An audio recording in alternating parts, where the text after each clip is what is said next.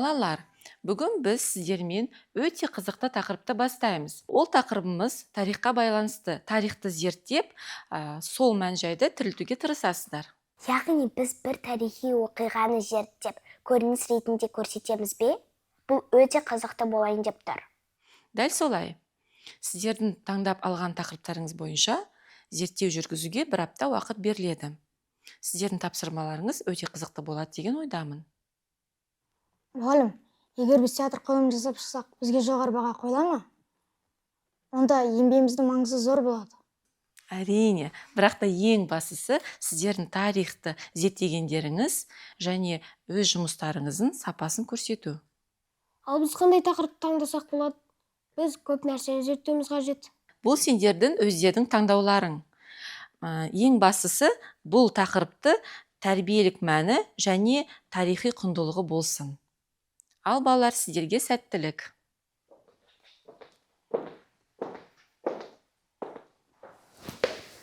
Бізге қандай тақырып алған дұрыс? Не нәрсеге ерекше назар аударуымыз керек? Меніңше, батырлар туралы зерттеген қызықты болар еді. Батырлықтың не екенін, жекелеген тұлғалардың ерлігін түсінуге мүмкіндік туады. Бірақ олар жайлы біз көп нәрсе білеміз. Басқа ерекше бір нәрсе тапсақ қалай болады? Мүмкін ескермейтін тақырыптар. Мүмкін біз ғылым саласында жеткен адамдар туралы зерттейміз. Олар бізге шабыт бере алады.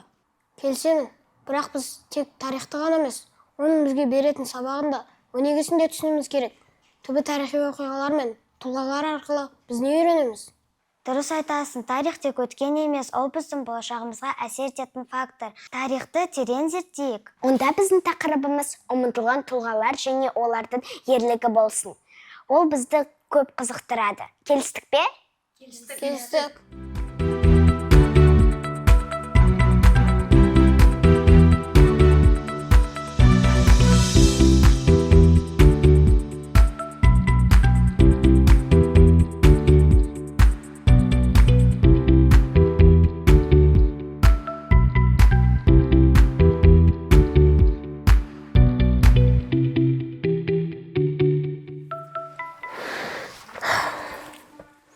Бұл жердің иісі ерекше, таза білімнің иісі сияқты.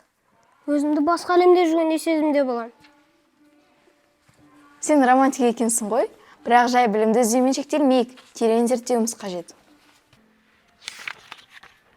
Міне қараңдар, мына жақта атақты ғалымдардың еңбектері жазылған. Біз тек оқи бермей, дерек көздері саралап салыстыруымыз керек. Мүмкін бұрын көп айтылмаған, бірақ маңызды адам тауып қалармыз.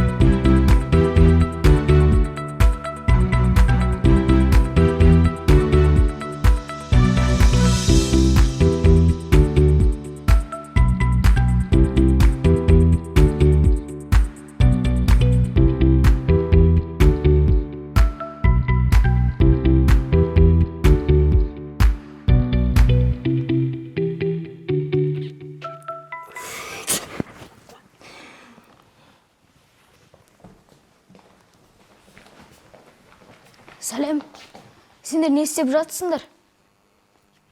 Нені зерттеп жатсыңдар? Біз маңызды зерттеу жүргізіп жатырмыз.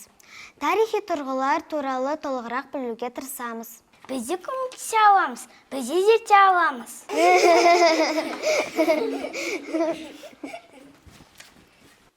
Сендермен уақытымыз өтіп кететін шығар. Оданша өз сабақтарыңа барыңдар. Мен де солай ойлаймын. Сендерге рахмет, бірақ сендер түсінбейтін шығарсыңдар. Біз неге көмектесе алмаймыз? Әркімнің ойы маңызды ғой.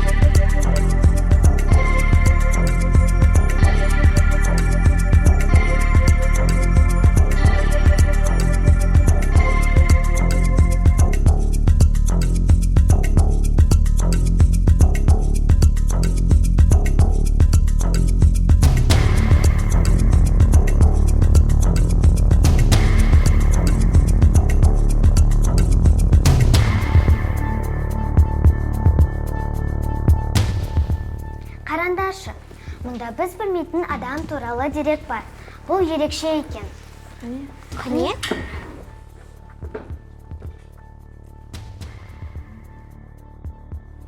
Бұл кім? Бұл адамның кім екенін біле аламыз ба? Ол ғалым болған, бірақ оның есімі тарихтан өшірілген. Неге екенін білмеймін. Оның еңбектері не үшін ескерусіз қалған? Оның еңбектері терең зерттеулерді талап етеді. Ендеше біз бұны зерттеуіміз керек. Бұл біздің жобамыздың маңызды бір бөлігі.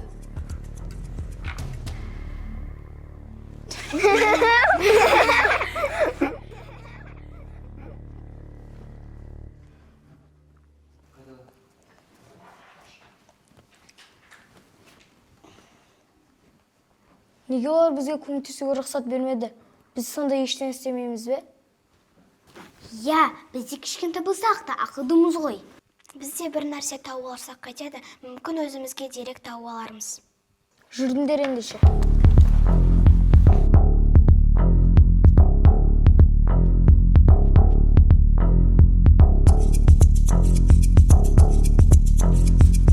Қараңдар, біз мынаны қарастыруымыз керек. Ол кісі туралы өте аз ақпарат бар. Қане, көрейін. Оның аты жөні жазылған, бірақ ол жайлы мәлімет жоқ. Тек бір қана бет жазылған. Кітапты бер.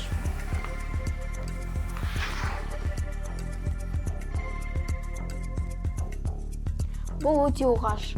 Неге басқа ғалымдар туралы жазылған тараулар толық, ал бұл кісінікі қысқа? Неге? Мүмкін оны тарихтан өшіруге тырысқан шығар. Мүмкін оның күші көп болған соң, оны кейбіреу жасыруды қалайды. Бірақ не себепті? Оның қандай қателігі болған? Біз оның тағдырына немесе қателігіне мән беру керекпіз. Біз бұл сұрақтың жауабын табуымыз керек. Тек кітапханада мәлімет жеткіліксіз. Бұл біздің міндетіміз. Біз мұғалімнен сұрап көруіміз керек. Ол бізге көмек берер.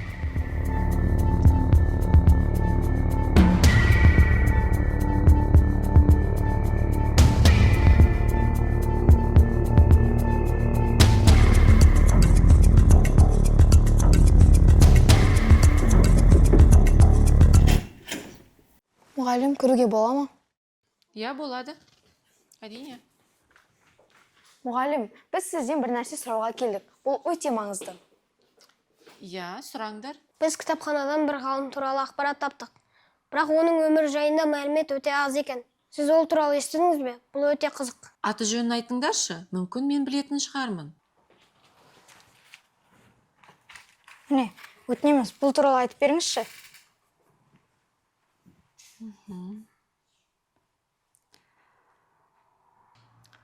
Бұл өте қызық. Я, мен бұл адам туралы естігенмін. Ол талантты ғалым болған, бірақ та оның есімі көп жерде аталмаған. Неге? Оның еліне жасалған қызметі неге ескерілмейді? Ол кезінде өз заманнан озық ойлаған. Оның ғылыми жаңалықтары үлкен өзгерістер әкелуі мүмкін еді. Бірақ та кейбір адамдар оның идеясын қабылдамады. Демек, оны тарихтан өшіруге тырысқан ғой. Бұл шындық емес пе? Я, солай деуге болады. Бірақ та шындықты жасырып қалу ешқашан да мүмкін емес. Сендер егер де осы зерттеуді ары қарай жалғастырғыларың келсе, мен сендерге көмектесуге дайынмын. Ендеше біз міндетті түрде жалғастырамыз. Біз тоқтамаймыз. Кеттік. Жалғастырамыз.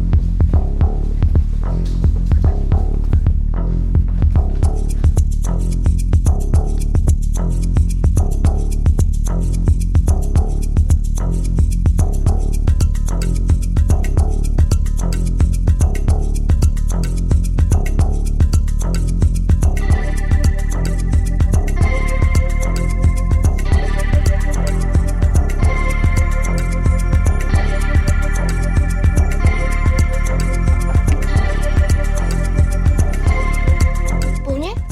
Білмеймін, қараңдаршы, бұл дерек қызық сияқты.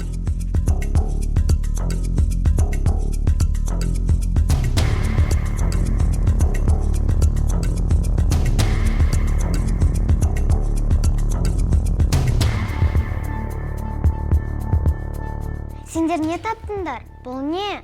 Сендер таба алмаған нәрсені таптық. Бұл... Сендер бұны қайдан алдыңдар? Бұл тарихи шындықты танытуы мүмкін. Біз осы сөрелердің арасынан таптық. Бұл жалғыз ақпарат болуы мүмкін. Бұл нағыз олжа ғой.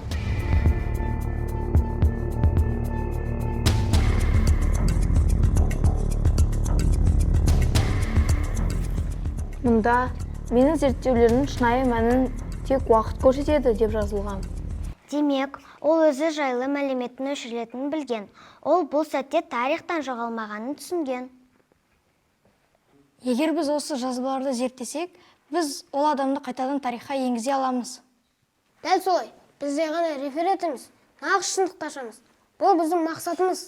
Ендеше, біз бұл істі соңына дейін жеткізейік. Біз енді көмектесе аламыз ба? Біздің де үлесіміз бар ғой. Бізді әлі де кішкентай деп ойлайсыңдар ма? Біз де үлкендердей сияқты жұмыс істей аламыз. Жоқ, сендер бізге үлкен көмек көрсеттіңдер. Бәріміз бір команданың мүшесіміз. Біз сендердің еңбектеріңді жоққа шығармаймыз. Нағыз достықты бірге жасаймыз. Керісінше, біз сендермен бір команда болып жұмыс істегіміз келеді. Біз бәріміз бір-бірімізге көмектесеміз.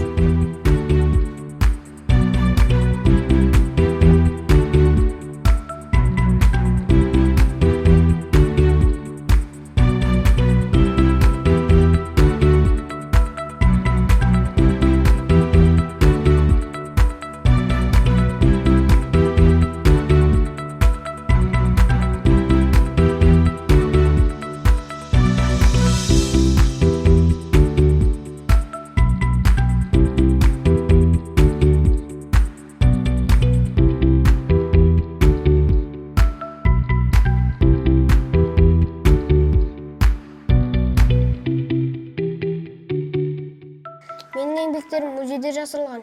Егер біреу менің зерттеулерімді табатын болса, бұл адамзаттың болашағына әсер етуі мүмкін деп жазылған. Музейде мұндағы құпия бізге тарихтың түп тамырына жетуге көмектеседі. Біз бұл жерге баруымыз керек. Музейде қарқынды жұмыс іздейміз. Бірақ бұл ақпарат рас па? Бізге тексеріп көруіміз керек. Біз бұны тексеріп алмайынша білмейміз. Бұндай мүмкіндікті жіберіп алмауымыз керек. Біз ертеңгі күнімізге дайын болуымыз керек. Бұл маңызды сапар болмақ. Бұл жай ғана мектеп тапсырмасы емес, бұл шын мәнінде біздің міндетіміз. Тарихтың жаңа беттерін ашу біздің қолымызда. Біз онда сыртта жинала береміз. Кеттік.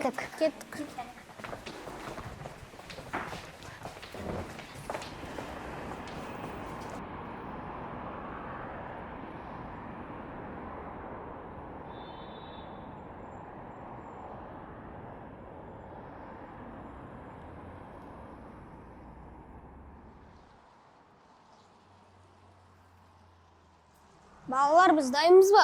Бұл біздің үлкен мүмкіндігіміз. Дайынбыз, бірақ бізге мұғалімнен рұқсат алу керек. Әйтпесе барлығы бұзылып кетуі мүмкін. Я, біз жай ғана кетіп қалсақ, онда бізді іздей бастайды. Ондай бізге керек емес. Біз бұл сапардың маңыздылығын түсіндіруіміз керек, себебі оның нәтижесі үлкен болуы мүмкін. Бұлай болса, мұғалімге барып, бәрін нақты түсіндіріп берейік. Жүріңдер.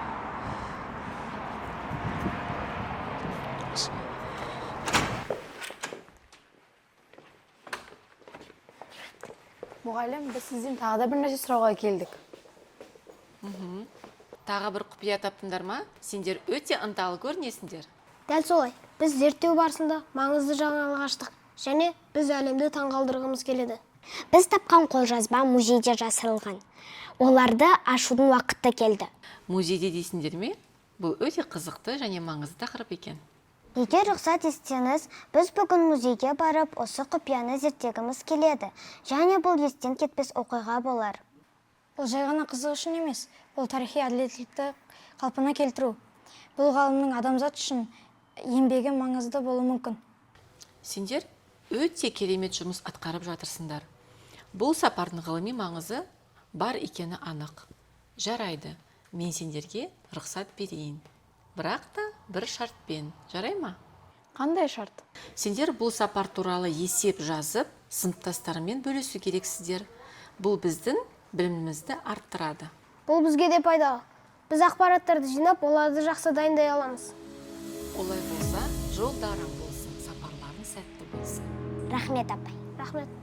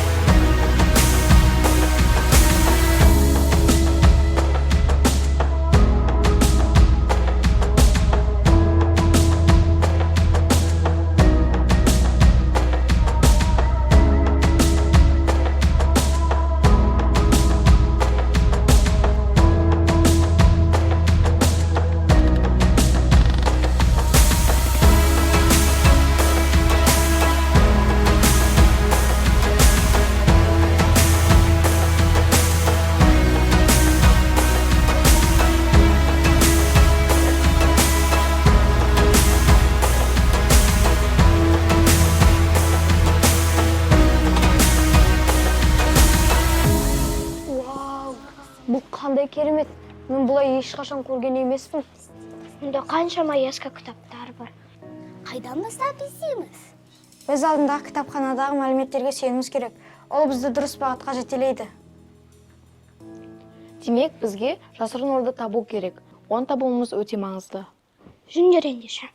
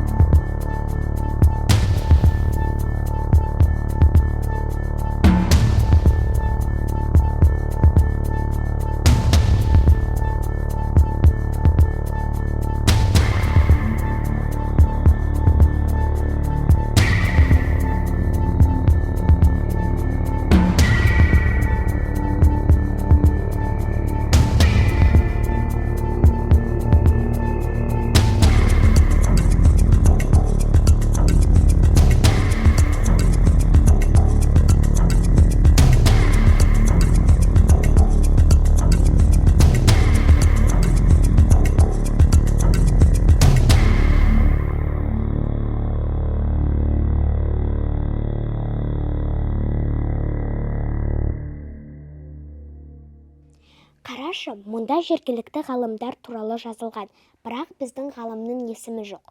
Қандай өкінішті. Бұл әділетсіздік екен.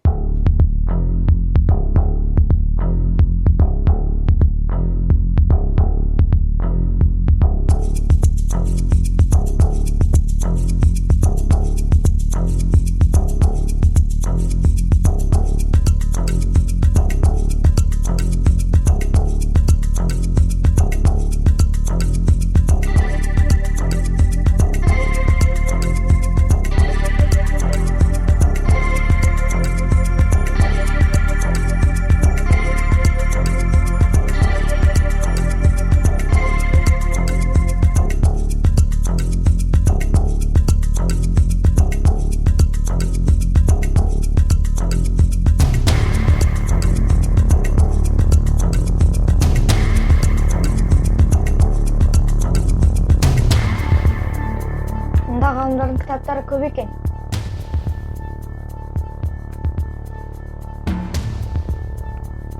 Бұл картина неге қисық тұр? Картинаның артына бірдеңе бар ма екен? Оны тексеріп көрейікші.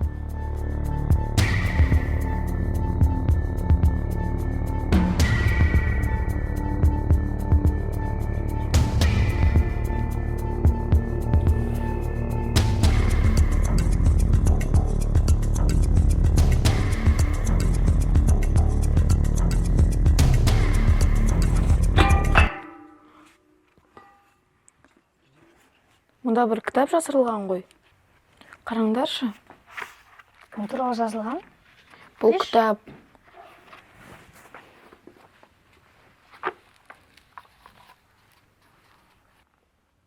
Бұл сол біз іздеп жүрген ғалымның кітабы ма екен? Таптық қой деймін. сол болу керек. Не болды? Бұл не? Біз бұны картинаның артынан таптық. Бұл сол ғалымның еңбегі болар. Ендеше оны зерттейік. Бұл кітап ескі екен. Бірақ неге бұндай маңызды ақпаратты жасырды екен? Егер бұл ақпарат баяғыда болса, адамдар баяғыда дамып кетер еді. Неге бұл ақпараттарды жасырды? Неге оларды бағаламады? Мүмкін о заманның адамдары бұл жаңалықтарға дайын болмаған шығар. Бәлкім қорқыныш болған шығар. Мүмкін біз үлкен өзгеріс жасайтын шығармыз. Сонда оның еңбектері сол заманда бағаланбаған. Бірақ бүгін міне, олар ғылымға оралуы тиіс. Біз бұл деректі жай ғана тапқан жоқпыз. Біз оны қайта өмірге жаңғырдық. Ғылымның дауысы енді өшпейді. Достар, білесіңдер ме, біз осы жетістікке қалай жеттік? Біз кіші сыныптардың арқасында жеттік. Бекболат, Тамирдис, Айзере, сендерге көп-көп рахмет. Ендеше жүн бір кеттік.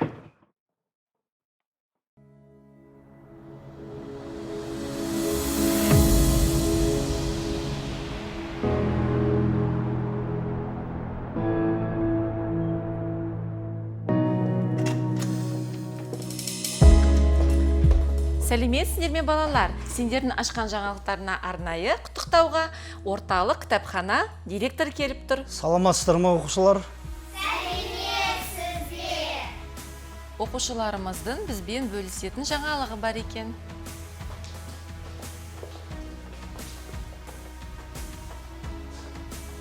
Бүгін біз сіздерге бір есімі көмескі тартқан тұлғаның тарихын баяндаймыз. Біз басында зерттеу ауқымын толық түсінбедік. Бірақ табылған құжаттар арқылы біздер шындыққа жетеледі.